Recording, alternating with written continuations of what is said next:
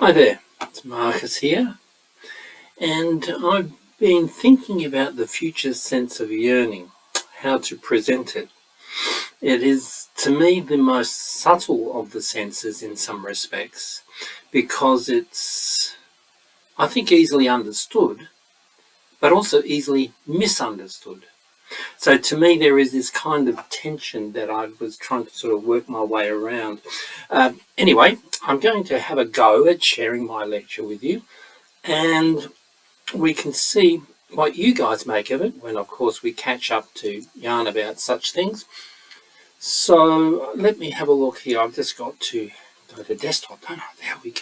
Yes, we're in. And let's get rocking and rolling. Now, first of all, you can see I've got these sunflowers here, and to me sunflowers are sort of a wonderful metaphor for yearning. They yearn for the sun, they yearn and are called to grow and to be tall, and at the same time they are beautiful in and of themselves. And I think the future senses have that aesthetic quality that, as much as the world can be grim, for instance, there is something beautiful about each one of these senses. The sense of memory, and of course foresight, which goes sort of with it, the sense of voice, the sense of optimism. They each carry a kind of magic for me, and when they come together, when we work across them to create, I think, futures experiences, you might say, that futures to evoke, that's the word, evoke that futures feeling that these series of lectures is all about. I think we can start to see that the sunflower has a beautiful quality of yearning for simply the light, the sun, that thing in the sky which for so many millennia have fascinated humanity and been at the very center of many mystical and religious cultural expressions. So let's start thinking about it, first of all, in our own personal experience. So what do we yearn for? Because yearning is very personal and it takes many different forms in our lives. And this is one of the reasons why I said that yearning is easily understood, but it's also easily misunderstood. So we yearn for things, security and purpose, meaning. We yearn for excitement, stimulation of the new. We yearn for magic, those special aspects to the life that we all live that touches us in some way. Each of these, of course, has its own domain. So I think of zones of yearning, and I'll talk a bit more about that, especially towards the end of the lecture, where I just walk you through a zone of yearning that we can see very much concretely expressed as a cultural expression in the sense of human organization in terms of urban forms. So think about it. When did you, this is you now, each one of us, first become aware of your yearning? Did it suddenly burst onto your horizon, bang, like that? Or what form did it take when it sort of erupted into the world around you? Your consciousness became soaked in yearning, but it's also, perhaps there, it slowly and delicately emerged into your awareness. Perhaps only now, as I'm talking about it, you're starting to think, well, what do I really yearn for? Do I yearn for a cup of coffee or a chocolate? Sensual arousal, you might say. Do you yearn for meaning and purpose? What is that in your world? How do you express it? Some people express it in religious forms through, yearning to go and missionize or go and serve humanity, or maybe you yearn for something like what this young woman's doing here, submerging, not emerging, submerging oneself in the natural world, where we can feel that incredible expansive falling away of much of the kind of social structures of the world that we have been encultured into, So there are many ways of doing this. So what I'd invite you to do is to try and frame your yearning stories, okay? And we will touch on that when we catch up. But also I want to point out that yearning clearly, to me at least, but especially as an historian, is a collective thing. As a species, we yearn. This is expressed through collective action, like these people here at the No Kings protests a few weeks back. We also build and create and mythologize. We create mystery and magic and weave stories around things. So there are zones of yearning here too, the same ones: security, purpose, meaning, excitement, the new, magic. Okay, and you can think, if you start thinking about the evolution of human social forms, security, building cities, towns, walls, going to live in caves rather than out in the open where you might be gobbled up by some, scary, hairy beast. Yearning for purpose and meaning, the way that, all human beings are told stories that try to make sense of, often enchant the world around us. Yearning for excitement, the way we like to play games, have fun together, festivals, religious rituals, whatever they might be. Yearning for the new. What is it that drove human beings over, 10, 15 millennia from leaving Africa to wander across nearly the entirety of the planet? Amazing. This knew that it wasn't quite simply that there was a demographic push to move. There was something else pushing human beings to move. What was that something? That's what I'm curious about, actually. And of course, much of this reflection on yearning kind of skirts around that calling to go out and explore, that curiosity. So yearning has been around for a long time. There's early yearning, that's what I'm calling it here. The Indigenous Australians' cave artwork that's been dated back as far as 17,000, 18,000 years before the present. The images in Lascaux and other southern European caves of the same sort of vintage. What was it that led people to create incredible images like this and maintain them? And then when they got locked away, let's say like the Lascaux did, then to be rediscovered and to reaffirm something essential to our humanity, storing through visual images. But was there something magical about it, something sacred? Was it an expression of the spiritual in our lives and so on? These are all things that we can contemplate, and I don't think it's necessary to answer those questions, but to come up with interpretations around them. What does it tell us about our humanity? So think about zones of yearning, because yearning can take many forms. Yearning is contextual.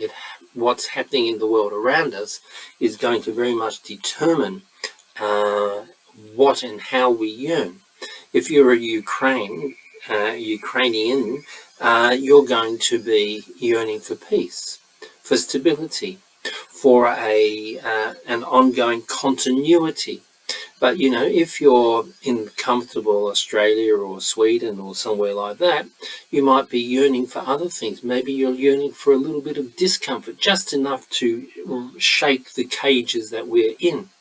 We yearn for material things, and we also yearn for spiritual things. Of course, that's a tricky word for many people, but for me, spirituality is quite simply the yearning to find our way into harmonious, loving relationships with the world around us.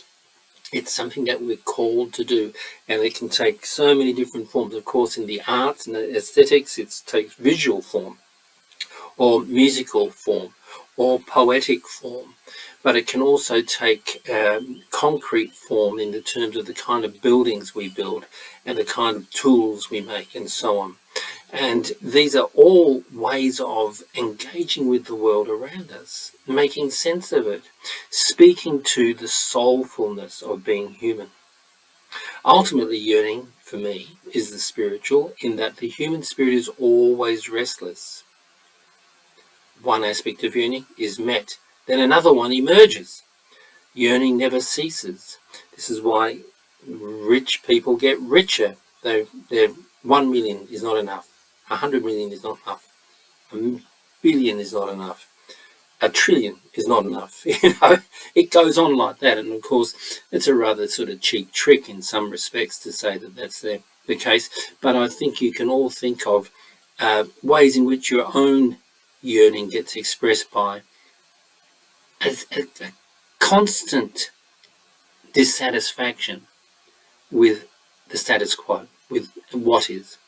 Ultimately, though, I think we yearn to belong. We yearn for relationship, which is why I identify this with the spiritual. So, identification with our world. This is me writing back in 2006, talking about critical spirituality, which sits at the heart of my own PhD work. But anyway, let's see what I've got to say. Critical spirituality fosters the identification of self with the world, the collective, and the cosmic good. It does so by acknowledging the depths of the human condition and building contemplative processes to incorporate these into the construction of knowing and acting. Contemplative processes, of course, could be meaning prayer or meditation, but it can also be reading and thinking about poetry, or simply sitting like this young woman in a field somewhere, just breathing in and breathing out. This identification with our world is absolutely key, because it's a world in which we are entangled, and that's where we go. So as my thinking evolved from back then when I wrote that paper, I see critical spirituality as a function of consciousness. Yep, essentially it is the result of our awareness of relationality. Okay, I know that I am enmeshed, entangled in the world of forms, you might say, and the implications and responsibilities that relationship brings with it. And, I'm called to care. I'm called to be inclusive, not exclusive. I am called to acknowledge my entanglement, and I guess its moral and ethical implications. So yearning, with its ever-expanding calling, okay, into relationship, is a key driver of this critical spirituality. Okay, and now I want to share with you one of my favorite quotes from a friend of mine, Ananta Kumar Giri, who is an incredibly creative and productive scholar from Chennai in India, and he had this to say. I'm going to read it to you in its entirety just because it's so juicy. Life means multiple webs of relationships, and criticism is an inquiry into the quality of these relationships. Criticism. Now he's talking philosophically, of course. Criticism also seeks to understand whether the modes of togetherness suggested in life's architecture of relationships genuinely holds together or not. Criticism begins with a description of the dynamics of relationships in life. So it has a sort of sociological, political dimension to it. It observes and describes both coherence and incoherence. Where do things not work? Where are things working? Why are they working? Are they sustainable? Also, harmonies and contradictions at work in life. And it seeks to move from incoherence, this doesn't make sense, to coherence, from darkness to light, and from light to more light. And here's the clincher. An eternal desire, you can think of that as yearning, to move from one summit of perfection to another is the objective of criticism, which is not a specialized attribute of life, it is life itself. That's really important to me, that understanding that essentially life, being human, calls us to always be on the lookout for sites of inclusion and sites of exclusion. Where does our thinking disempower others? Where does it empower others?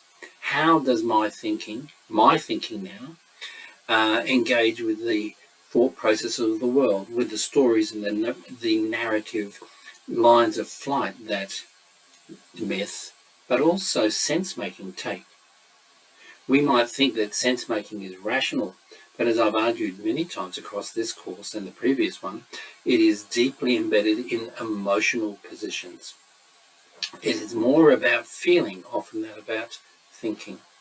Thinking is, you might say, a byproduct of my emotional states. So when we say that criticism is about life itself, it's about the forms of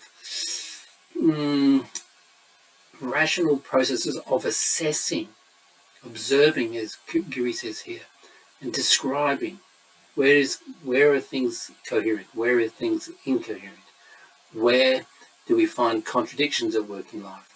We might say, following the European humanists, that all men and women are equal. But do we practice that? Or is it just a sort of rhetorical device? Of course, it's had political implications over many generations, and we're better off, we're more equal now than we were 500 years ago. But have we got there? No. An eternal desire to move from one summit of perfection. We've got there a bit. We have the United Nations Declaration of Human Rights. But what about the rights of nature? What about the rights of children? What about the rights of people, of gender diverse people? And blah, blah, blah. We can continue.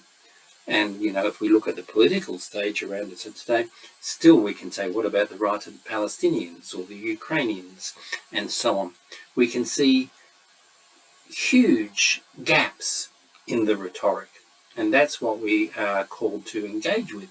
We yearn and we are called into action as, I guess, evolving, growing human beings. The future centers are a set of tools to help us manage this. So yearning is a calling. Yearning is the future sense that calls us to quote Giri, move from one summit of perfection to the next. I argue that it operates across evolution from the Big Bang to now, but it takes different forms. And in one of my papers that is shared on the Bubble Up site, I call it cosmopoesis. And this is based on the work of Eric Chazon, and David Christian gave it a beautiful articulation in his concept of big history. The Big Bang over here, the zero, the year zero, you might say, when bang, woof, something happens and this universe comes into being. It starts to expand. It moves from the particulate, where it's just light and so on, to the galactic, where we start having huge galaxies of swirling energy milling around. As those galaxies age, we start to see stars form. This is the stellar period. Around the stars, as they burn out and collapse and crumble, we end up with planets. As those planets consolidate into a range of what you might call the the table of periodic table, you end up with chemicals, and chemicals, lead, iron, gold, mercury, all of these things, they come together. Ultimately something happens on the planets and we end up with biological life forms emerging. Life forms ultimately lead through a few million years of experimentation to the hominid, creating cultural forms and language and social rituals, where no longer are we simply evolving biologically, we're also evolving culturally. And then of course the future calls to us. This is taken from Eric Chazon's Cosmic Evolution. This is a little snip taken straight out of the article that I wrote on this. First it came out as a little publication somewhere, and then it came out in the book in 2022, which was actually edited by my friend Ananta Kumar Giri, whom I just quoted before. So for me, each one of these, you can see that something's happening as the particulate era of our universe was just pure light and energy. It started to coagulate or coalesce into hydrogen and helium. And hydrogen and helium, as they burnt out, created the context for stars, in which slowly but surely new forms, new chemical forms, denser chemical forms emerged. And then from them the planets, so that's where you get the periodic table really kicking in, and so on.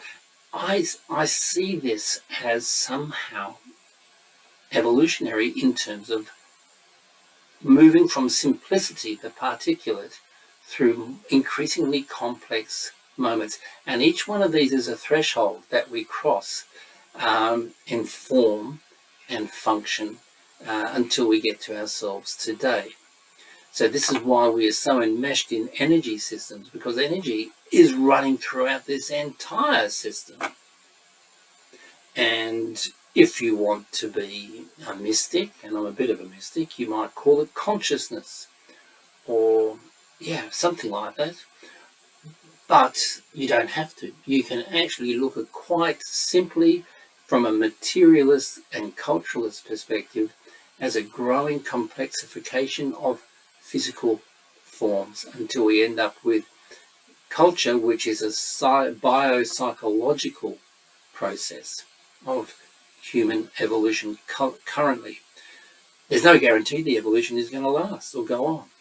But what's happening here? Well, let me turn to something that has also informed this thinking about cosmopoesis. I want to turn to the work of Sarkar and drawing on Indian cosmology, the Brahma Chakra cycle, which is a kind of consciousness-driven form of this cycle from Shesong. Shesong is a astrophysicist. He's I don't know what he does in his spare time, but he's not likely to be deeply steeped in Indian cosmology, right? But for me, this cosmopoesis, and poesis is the emergent, the cosmological creative principle, I guess you might call it that. This cosmopoesis of becoming is driven by a spiritual urge. This is in the Brahma Chakra thing. That from Brahma, form is thrown out. It moves down through the cycle of physical processes until we get, at its furthest point, very simple life forms. And those life forms, moving from the physical, material, become increasingly complex over evolutionary millennia. Ultimately, the task, as a meditating person, is to return to that Brahma Chakra, the Brahmic origin point, should I say, not the Brahma Chakra. Chakra means wheel, so you can see this is a wheel, it's turning. And we go through these wheels endlessly, according to Indian cosmology, particularly tantric cosmology. Very interesting, and I find there's a magic and a poetry to it, but there's also a kind of, it makes sense to me. It makes sense to me as we see, if we look over our shoulder at the past of human history, but then if we look back into the history of life on the planet, we can see increasing complexity, ultimately turning to cultural complexity as human beings, the hominids, and it's not just Homo sapiens, the first signs of language and culture and ritual and so on can be found a couple of million years before the Homo sapien came into the picture. So in this quote, I'm going to go back to it. It's cosmopoesis is driven by a spiritual urge, not simply an energy relationship as suggested by Shesong, who I was talking to you about, or Ray Kurzweil. Longing itself is a quality of aesthetics and calls new forms into being. As form and consciousness, we constantly experiment in the quest to return.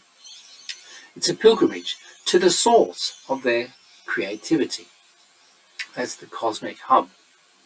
In this picture, it's Brahma. Call it what you like. It's just consciousness. This means that cosmopoesis and evolution itself are process-oriented. That means they're doing things. It's never static. And anticipatory, always looking to the future in nature, as longing always anticipates the yet to be. And horizon, that's what Guru's talking about, right? Event that calls us into action. So this leads to this question of what does spirituality actually mean? Mary Gray, she's a theologian, wrote a really good book 25 years ago now or that's when it came out, on resistance and spirituality and its prophetic form. She calls it prophetic critique, as you can see underlined there in the quote. She says, look, we need to practice, and this is where longing comes in, because longing challenges us through critical spiritual orientation to look at the world of relationships. So it sets us up for resistance to what is taken for granted as that's the way it is. We can't do anything about, poverty or, gender inequity or, the desecration of nature. It's just the way it is. No. She's saying spirituality of resistance and struggle refuses to let injustice have the last word. Let us be clear. This is not an opting out from society. No meditating on the mountain. A retreat to an inner world. No. Where Christians settle down cozily with their own ideals and give up on social critique. No. You can't fall back into that comfort zone of being a smug Christian or a Buddhist, a Hindu, Islam, Muslim. We can't do that. Real spiritual processes call us into the world as critical actors. Okay, so far from it, she concludes, prophetic critique today will work as far as possible with whatever forces or energies of society are leading in the right direction. And the right direction is the direction towards greater justice, greater inclusivity, the voices of nature being recognized in everything else. The point about a spirituality of resistance is that we already live from a different vision. Once you accept that spirituality, however you understand it, is about relational engagement with the world, you start to see the world differently. And this is what is so energizing, she concludes. I really think it's a wonderful piece of insight there. And I've built regularly over the years on this concept of the prophetic, and I'm going to come back to it in a moment. Look at that, the prophetic.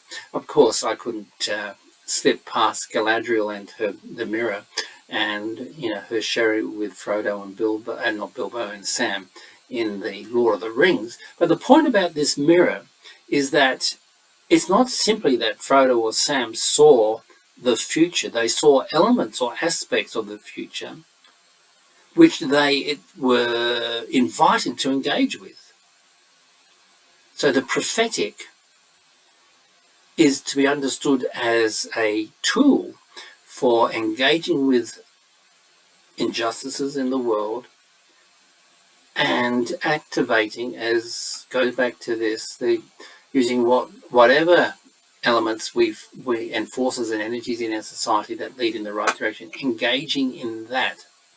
So for Frodo and Sam, it was to activate and energize their mission, this horrible, absolutely doomed in their perspective mission into Mordor.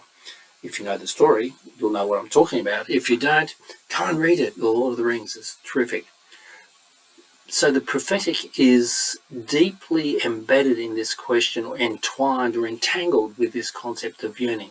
Now let me turn to the next guy. So Cornel West, a fabulous African-American thinker, philosopher, as some call him a liberation theologian. He doesn't like the term himself, but doesn't matter.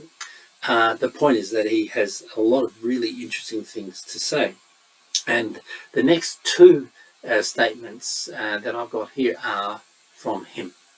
So look, he says, and this is very much in line with Mary Gray's work, the distinctive hallmarks of a prophetic pragmatist are a universal consciousness, that promotes an all-embracing democratic and libertarian moral vision, a historical consciousness, future sense of memory, that acknowledges human finitude and conditionedness, and a critical consciousness, yes, that encourages relentless critique and self-criticism for the aims of social change and personal humility. So it links the social with the personal or the individual. And I think that's really important. And moving on from that, and don't forget, I'm talking about yearning here, and yearning as a form of consciousness that calls us into the world, universal consciousness, in other words, a relational consciousness. And he concludes with this really beautiful statement. To keep alive a sense of alternative ways of life and of struggle requires memory, that's future sense of memory, of those who prefigured such life and struggle in the past. In this sense, tradition, this is me thinking creative traditionalism, tradition is to be associated not solely with ignorance and intolerance, prejudice and parochialism, dogmatism and docility, not just, of course it can very much be that. Rather, he says, tradition is also to be identified with insight and intelligence, rationality and resistance. Yes, there's that word again, critique, again, and contestation. Tradition per se is never a problem, but rather those traditions that have been and are hegemonic over other traditions, they are the problem. A certain way of seeing the world, whether it's some kind of dogmatic Christianity or Islam or Hinduism or Buddhism, or whether it is a form of materialist atheism. If that's all you can see, then we are prisoners of our traditions. All right, so that's what he's saying. Tradition per se has never been a problem. It's the traditions that are hegemonic. All that human beings basically have are traditions. You take traditions away, that's like basically saying take away culture. What are we? We're nothing. So we've got institutions and practices, values and sensibilities, stories and symbols, ideas and metaphors that shape human identity, attitudes, outlooks and dispositions. These traditions are dynamic, malleable, revisable. That's why I talk about creative traditionalism, of course. Yet all changes in a tradition are done in light of some old or new emerging tradition. That's what we're creating here. We are creating, in the futures domain, new traditions for thinking about the world proactively, optimistically, and with an empowered stance in the world. Each one of us matters. Innovation presupposes some tradition and inaugurates another tradition. Wonderful stuff. So then, where do we go from here? Well, we turn to patterning and yearning. This is me writing in a chapter on the future senses, and this is what I've got to say. Evolutionary and macro-historical explanations presume some kind of pressure that sets the condition for a next step. Each step is strange to the one that precedes it, and a surprise to those who enter it. Are we being surprised? We always should be. There's so much is happening in our planet at the moment. The human capacity to narrate this shift, to make sense of it, is never up to the task. We never know what's going on well enough to really be able to explain it. To witness, that's what we can do, bear testimony to this emergent co-arising is accompanied by a surplus that cannot be articulated. That means we know things are going on. I can feel it. And I think if you're with me here in this little course, you can feel it too. Something is going on, but we can't put our finger on it.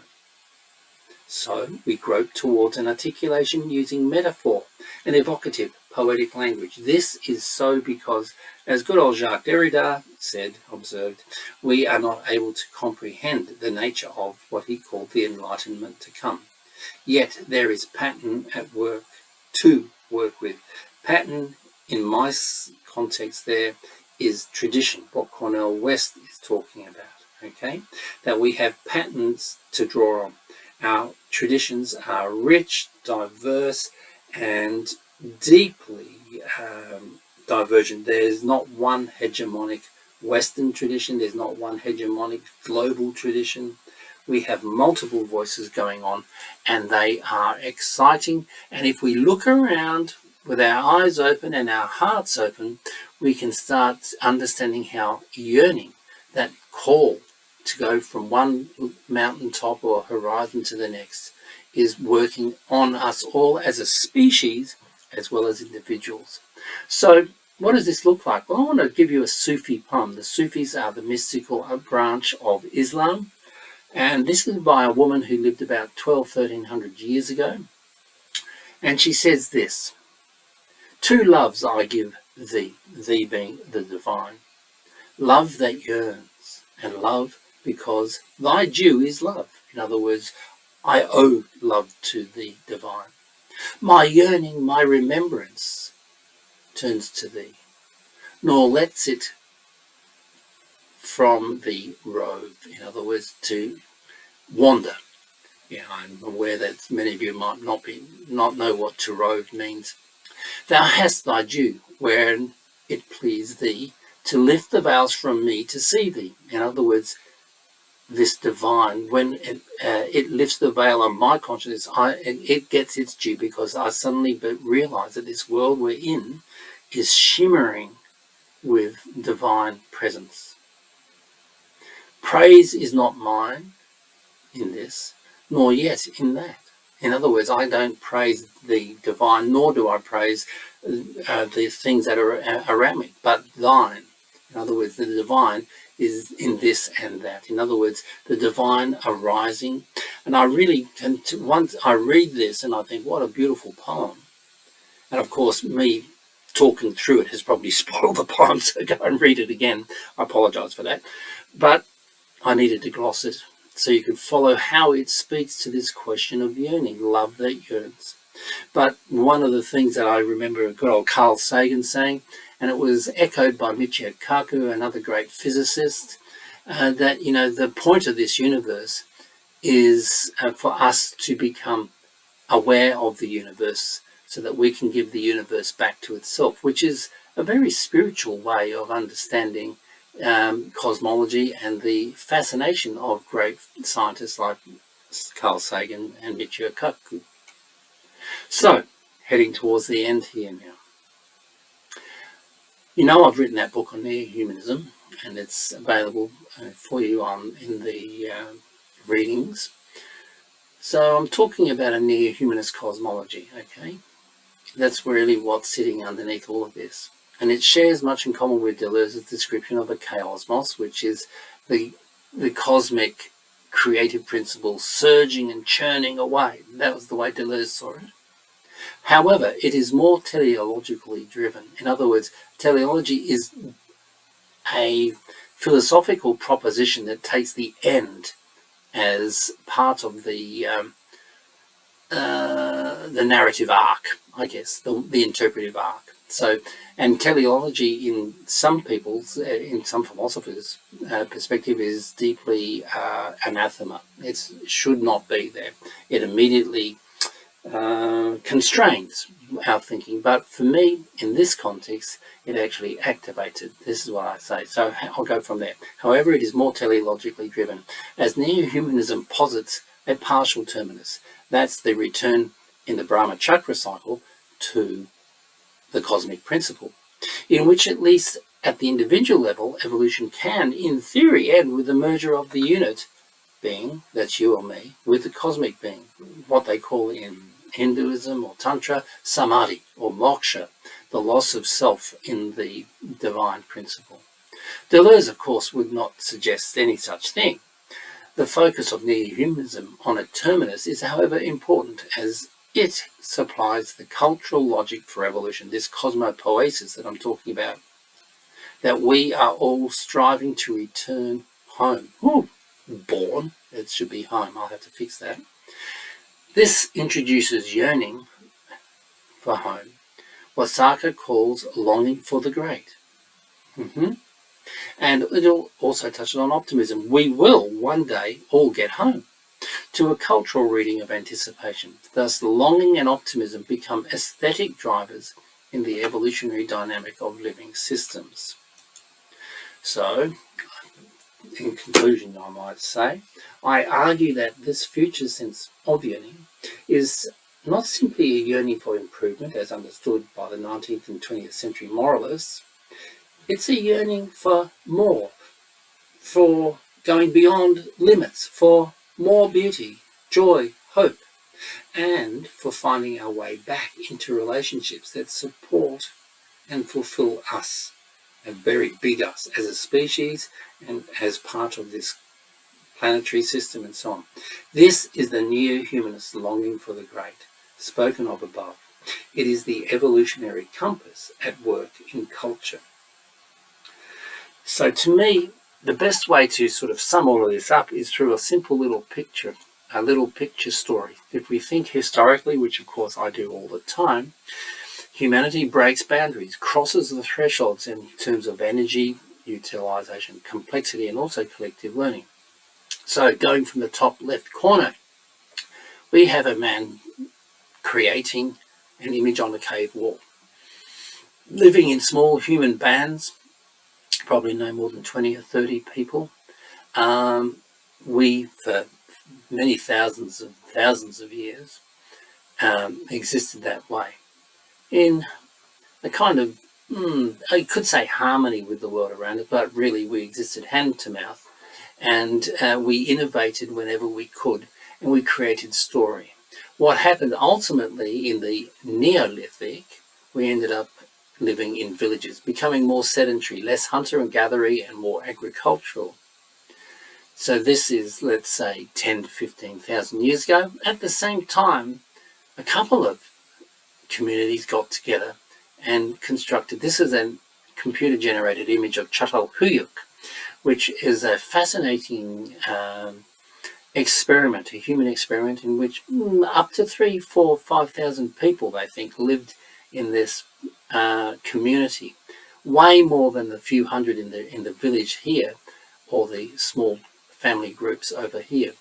And they built a society that was still partially hunter-gathering. They were, out there hunting. They hadn't domesticated animals, but they had domesticated grains. And they lived in a complex of housing, no streets between the houses. Everybody got around using the rooftops, and they used ladders to come in and out and go up and down. A few thousand years after Çatalhöyük, about, let's say, 4,000 or 5,000 years, you end up people coming together, pushing it again, building the pyramids, the Mesopotamian societies, Sumeria. Then a little bit later, the emergence of the Mediterranean cultures of Greece and Minoa and all of these places were where, again, moving from complexity of the Çatalhöyük experiment to the ongoing, sustained, over thousands of years, complexity of Egyptian civilization, for instance. Then we moved to Rome, for instance, which was, again, a new order of scale, moving from scale. And from there, that yearning that starts off with storytelling here moves to living in larger and larger social units, creating monuments like the pyramids. And they were created when the Egyptians were still using only stone tools, to Rome, and then ultimately to New York and other mega metropolises like this, which is where we are today. Each has its own energy regime, it has its own levels of complexity. Each are vulnerable, but also potentially expansive, able to grow and become more than the sum of their various parts. All of this, of course, is accompanied by storytelling and language and meaning. The ritualistic spaces in Çatalhöyük are astonishing. Archaeologists are having an absolute field day there. Of course, the ritualistic aspects of Egyptian society are well known to many of us. Incredible complexity in myth, but also in learning and the creation of writing and so on, the hieroglyphs and so on.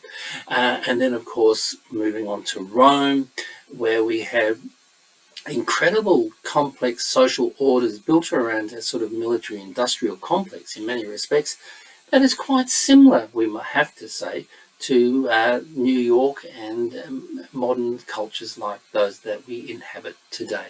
Yearning pulls us through all of these things if you see the story there, and if you start to try and tell your own stories about the kind of complexities that we face.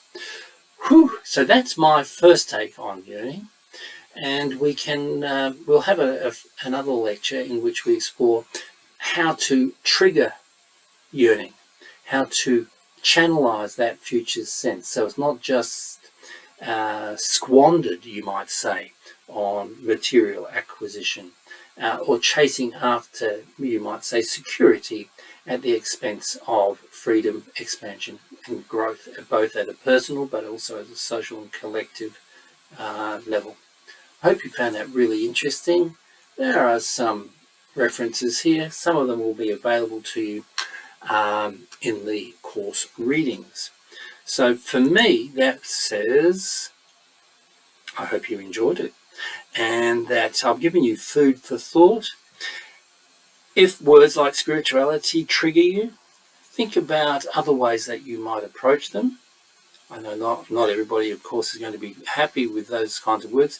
For me, critical theory combined with spirituality gives me the best of both worlds, and that's what I'm after. Best of both worlds. I'm a greedy guy. I always yearn for more and more ideas, more stimulus. The readings, of course, go on forever and ever. My bookshelves are partly an example of that. But, you know, it's about our ability to tell a good story, make sense of it, and be able to harness the elements of the stories, that's the 5 future senses, for instance, in a way that empowers. Thank you very much.